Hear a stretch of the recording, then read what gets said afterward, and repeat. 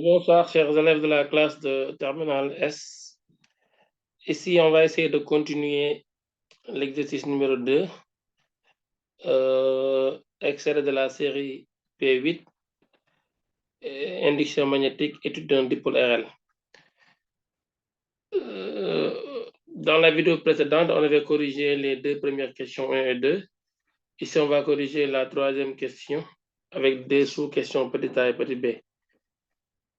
Dans cette partie, on nous dit, afin d'étudier le comportement de la bobine, c'est toujours l'exercice numéro, c'est l'exercice extrait du baccalauréat de 2012, série S2. Alors, on nous dit, afin d'étudier le comportement de la bobine dans un circuit, les élèves réalisent avec ce solénoïde le montage ci-après, figure 2. La bobine est branchée en série avec un résisteur de résistance R0 égale 10 ohms. Il utilise un générateur de courant continu G de force électromotrice 12 volts et de résistance interne 5 ohms. La résistance interne du solénoïde est R' égale 5 ohms aussi. Le nombre de spires est N égale 1195 spires. L'interrupteur est dans la position 1. Vous voyez, la figure est là. Donc, on bascule l'interrupteur dans cette position-là 1. Il dit en un temps très bref, et à t égale 0, on bascule l'interrupteur à la position 1, de la position 1 à la position 2. Donc, on a sur la position 1, c'était pour faire passer le courant dans le circuit. Autrement dit, c'est l'installation du courant dans le circuit. Mais quand on passe à la position 2, c'est la rupture ou l'annulation du courant dans le circuit. Évitez de dire la charge et la décharge. C'est au niveau d'un dipôle RC, on parle de charge et de charge du condensateur. Pour la bobine, on va parler d'établissement et d'annulation du courant. Donc ici, nous sommes à l'étape d'annulation du courant. La bobine, il y avait le courant qui passait à la position 1, on passe à la position 2. Il pose la première question et établir l'équation différentielle à laquelle obéit l'intensité du courant dans le circuit. N'oubliez pas que c'est lors de l'annulation du courant. Avant cela, d'abord en petit a, 1A, 3A, donc le 1 c'est en position 1, 3A, il demande de déterminer l'intensité du courant I0 en régime permanent. L'intensité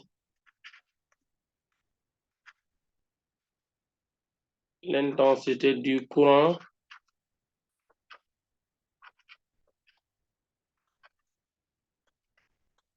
I0 en régime, l'intensité du courant I0 en régime permanent. En régime permanent. Alors, l'intensité du courant I0, on va appliquer la loi de Pouillet. Et nous avons ici le circuit qui est là.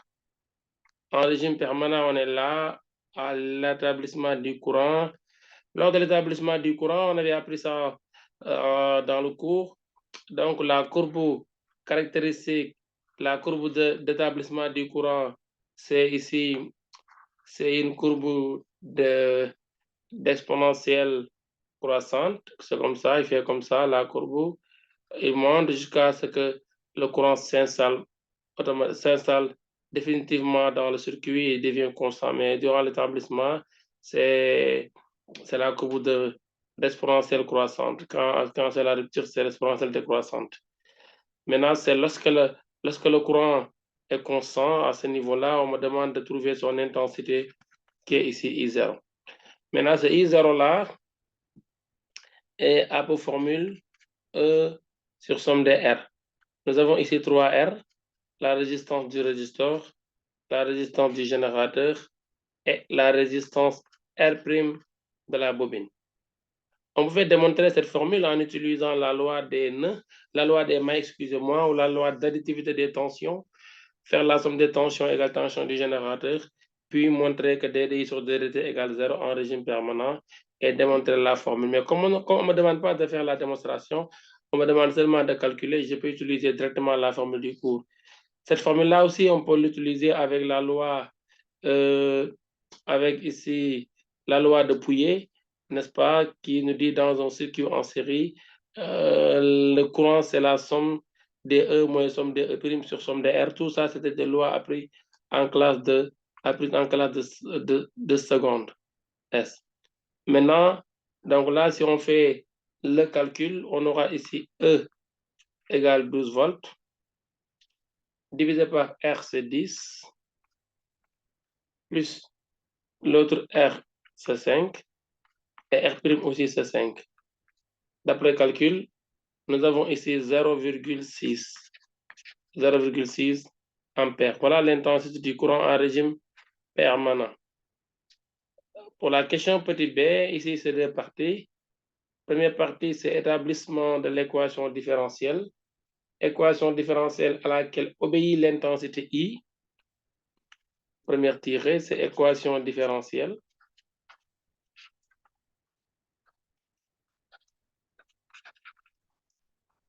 Équation différentielle. Alors, pour l'équation différentielle, on applique la loi d'additivité des tensions qui nous dit, dans un circuit en série, quand il y a un générateur, la somme des tensions est égale à la tension du générateur. S'il n'y a pas de générateur, la somme des tensions est égale à 0. Alors, dans cette partie-là, le petit b, on nous dit que en un temps bref, on bascule l'interrupteur de la position 1 à la position 2. On n'est plus là à cette position-là. On n'est plus là dans cette position 1. Ici, maintenant, on est à la position 2. On va enlever ça. C'était pour faire passer le courant dans le circuit. Maintenant, le courant s'est installé définitivement.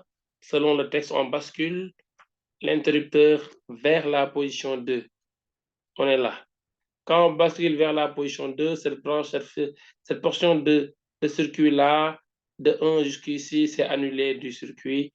Donc, autrement dit, il n'y a plus de générateur. On peut oublier cette partie-là. Donc, si vous voulez même, on peut l'enlever pour dire que quand maintenant, c'est la position 2, donc, on est à ce niveau. D'accord? On peut enlever cette partie-là du circuit. Voilà. On est ici à la position 2. Donc, voilà, tout ce qui m'intéresse ici, c'est la partie où il y a la bobine et consort. Voilà. La bobine et le résistor. C'est l'annulation du courant. Mais, donc ici, on va dire la tension aux bornes de la bobine, U, L, plus la tension aux bornes du résistor, UR, égale 0. Donc, on a ces deux-là. UL plus UR égale à 0. Alors, UL, c'est LDI sur DT. LDI sur DT plus R'I. Alors, UR, c'est grand RI. La tension au borne du résistor, c'est grand RI. Voilà ce qui se passe égal à 0.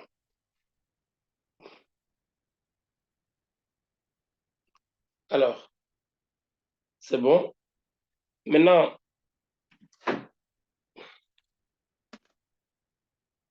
ici, ça va donner, je factorise, ça donne LD de I sur D de T plus somme de R plus R'I égale 0. Quand je factorise, quand je divise par L, ça me fait ici comme équation différentielle D de I sur D de T plus somme de R sur LI égale 0. C'est ça l'équation différentielle demandée. Maintenant, l'autre point pour cette partie, c'est de vérifier que, vérification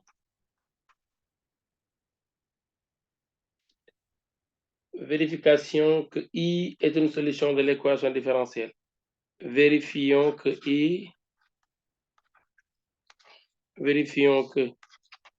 I de T égale A exponentielle de moins t sur taux est une solution. Est une solution de l'équation différentielle. Donc, la question demandée, c'est ça, c'est de vérifier que c'est une solution de l'équation différentielle. Alors, une fonction est une solution d'une équation différentielle, c'est seulement si elle vérifie l'équation différentielle. Ici, la fonction, c'est A exponentielle de moins t sur taux.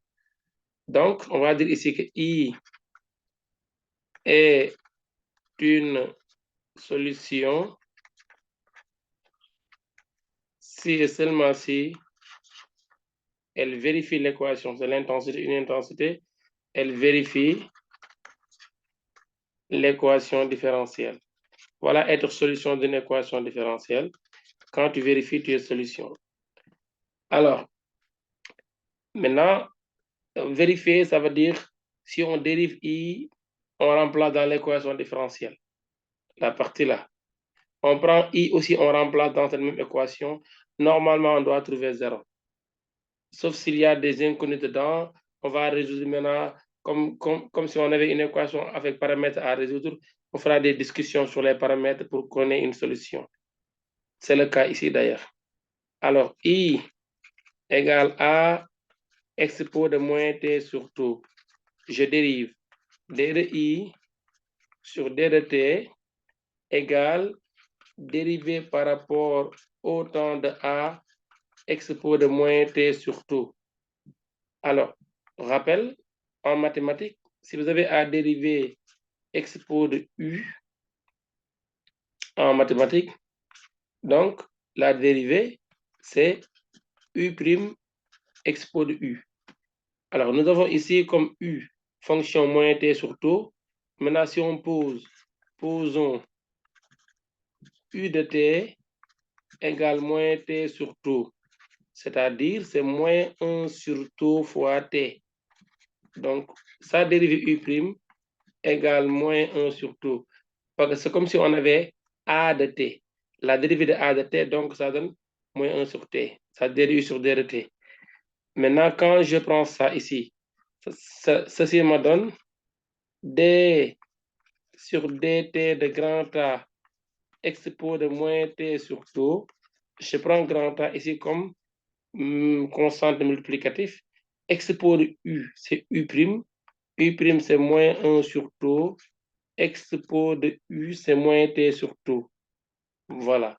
Donc, pour application rigoureuse détaillée des formules mathématiques, on trouve ici la dérivée. C'est moins A, qui est ici la constante multiplicative, sur taux exponentielle de moins t sur taux. C'est comme ça on dérive l'intensité. Maintenant, on vient ici au remplacement. D de I sur D de T, c'est moins A sur taux, expo de moins T sur taux, plus somme de R sur L, grand A, expo de moins T sur taux. Normalement, on doit trouver 0 pour que A soit solution de cette équation différentielle. Bon, je continue ça ici. Je vais passer de l'autre côté. Alors, nous avons ça ici d'après remplacement. Moins A sur taux exponentielle de moins T sur taux. Plus somme de R sur A grand A exponentielle de moins T sur taux égale 0, ce qu'on doit trouver. Maintenant, factorisons ici par la valeur exponentielle de par grand A, si vous voulez. Exponentielle de moins T sur taux. Ça va nous rester ici. Moins 1 sur taux. Plus somme de R sur l'inductance L égale 0. Voilà ce qu'on doit trouver. Maintenant, là, il y a ici taux qui est ici une constante qu'on me demande de déterminer. Et grand A aussi. Alors, ça, c'est un produit c'est un produit nul, qui doit être nul. Un produit est nul si l'un de ces facteurs est nul. On va dire maintenant ici, I est solution si et seulement si, parce que le grand A, cette partie-là, grand A exponentielle de moins t sur 2 ne peut pas être nul.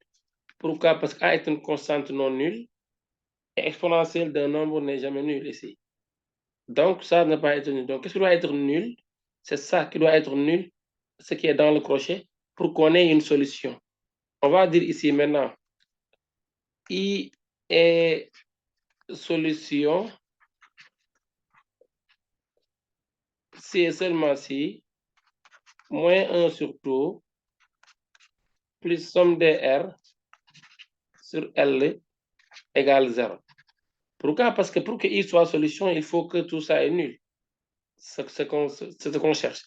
Or, tout ça ne peut être, cette partie-là encadrée en rouge ne peut pas être nulle. Donc, qu'est-ce qui doit être nul? C'est ce qui est dans le crochet, obligatoirement.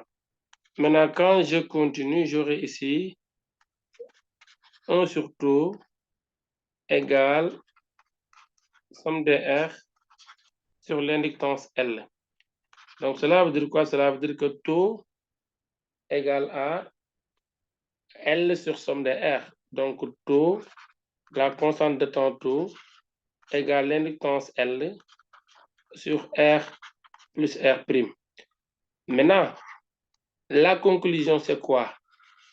C'était de montrer, la question c'était de montrer que I est une solution en déterminant la valeur de A. Donc, on tombe sur cette condition-là de taux, en déterminant la valeur de A et taux. Pour que I soit solution, il faut que taux égale à ça. Donc, la réponse, on va dire ici, I égale grand A expo de moins T sur taux est solution de l'équation différentielle et solution de l'équation différentielle si et seulement si taux égale l'inductance L sur R plus R'. Voilà la réponse à cette question. Maintenant, là, il demande de trouver aussi grand A. Donc, dans la condition, pour avoir la solution, A ne fait pas partie, mais quand même, dès qu'il y a une solution, on peut revenir ici pour trouver A. Maintenant, on va ici déterminer grand A. Déterminons grand A.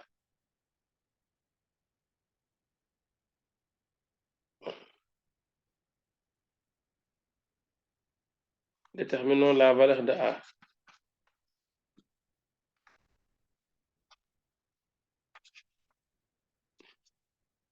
Et pour avoir grand A, on va maintenant prendre l'expression de I, l'expression de l'équation différentielle, AT égale à 0, ou bien l'expression de AAT égale à 0. On va dire ici, AT égale 0, AT égale à 0. On prend le petit a ici. Voilà. AT égale à 0. On a I égale I0. Parce que AT égale 0, c'est lorsqu'on a basculé l'interrupteur de la position 1 vers la position 2 pour annuler le courant dans le circuit. Mais donc, c'était déjà installé, n'est-ce pas, à I0. Or, I, c'est grand A, expo de moins T sur tout. Donc, si T égale 0, I, ça va donner grand A expo de 0. Donc, expo de 0, c'est égal à 1. Donc, cela veut dire que I égale à grand A. AT égale à 0. AT égale 0, I égale I0. AT égale 0, I égale à grand A. Donc, grand A finalement, par identification, ça va donner I0. Donc, grand A égale à I0. Grand A égale à I0.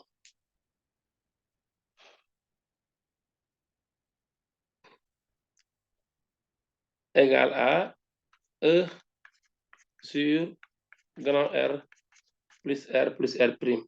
Voilà le grand A, donc c'est I0. I0, on avait déjà dit que c'est égal à E sur somme de R. Voilà.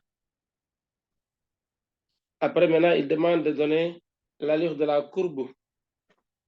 De donner l'allure de la courbe, n'est-ce pas, durant l'annulation du courant dans le circuit. C'est une courbe d'exponentielle décroissante. Donc, l'allure de la courbe, c'est comme ça. On va essayer de représenter ici le système d'axe. Donc, voilà l'allure de la courbe.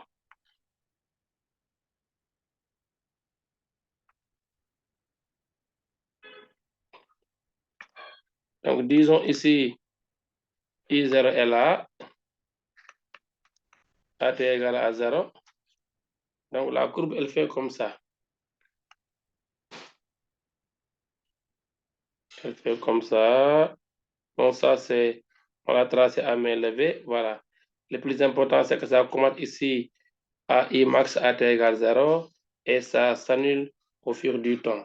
Donc, ça, c'est T, ça, c'est I. Donc, l'intensité en fonction du courant. Donc, c'est comme ça qu'on doit représenter l'allure de la courbe. C'était ça, la partie 2 de l'exercice numéro 2 de la série P8, étude d'un dipôle RL, proposé aussi au baccalauréat de 2012. Merci de votre aimable attention.